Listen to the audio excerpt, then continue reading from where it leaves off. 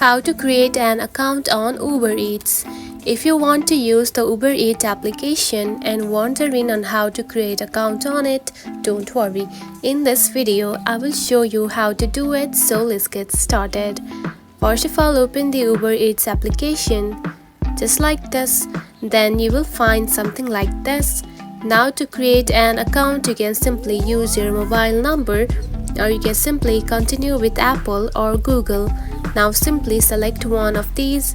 For now I am going to continue with Apple, so I will tap on it just like this and tap on to continue. Tap on to I agree just like this, then again tap on to next just like this. You can also add your payment method, or you can simply do this later. Tap on it and tap on to not now.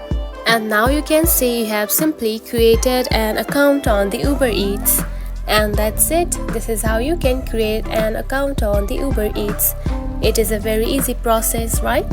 If you found this video helpful, don't forget to like and subscribe for more tips. Thanks for watching.